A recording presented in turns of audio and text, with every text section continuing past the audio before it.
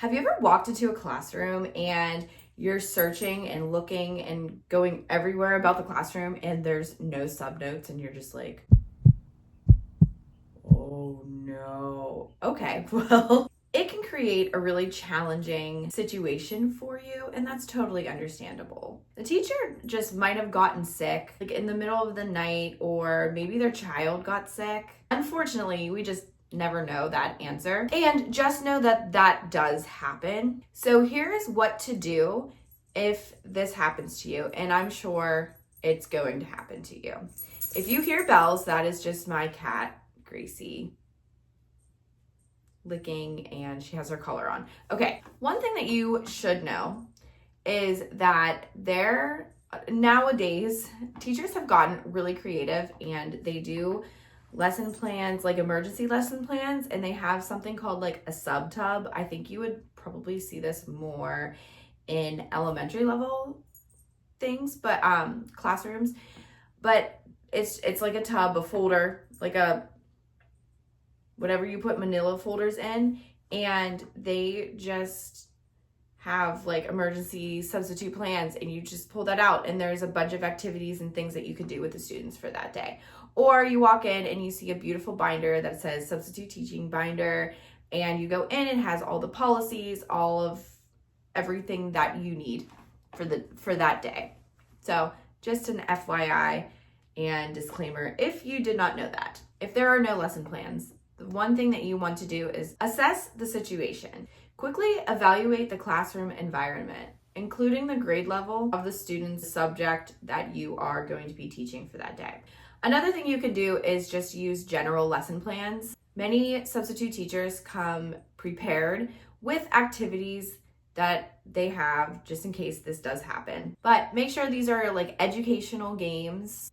It could be reading assignments, creative writing prompts. A lot of the kids love to do crossword puzzles, stuff like that. Leverage available resources. Make sure to check out the classroom for their textbooks, instructional materials that can be used within the classroom. They do have curriculum guides that you can use, or like think of like a teacher guide to help you get through the curriculum.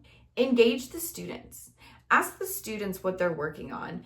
A lot of them would love to show you their laptop, their iPad, and they would provide you with their Blackboard or whatever online service thing that they use, and they would be able to tell you very quickly.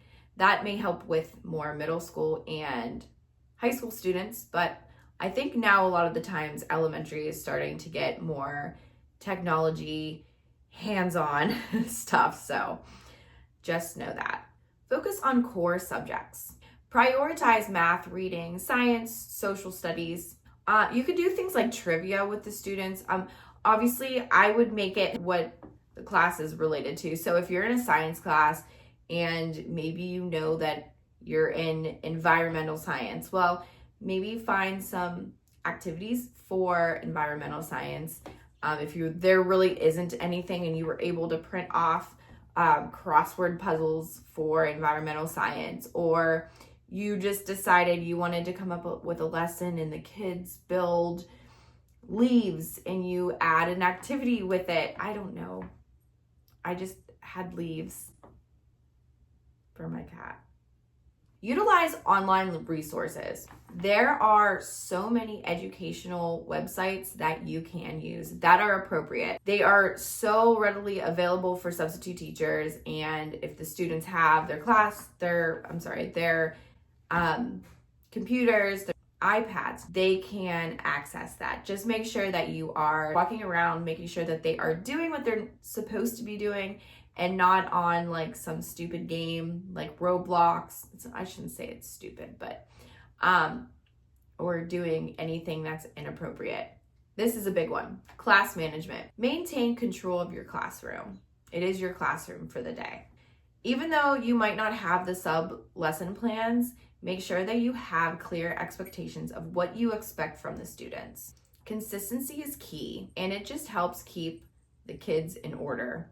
And then just doing flexible activities. So something like silent reading, drawing, Maybe you want to just have the students look at an educational video. Anything like that can be used in the classroom. So being prepared with a toolkit of adaptable activities and resources can really help you handle situations where there are absolutely no lesson plans available. Again, don't panic.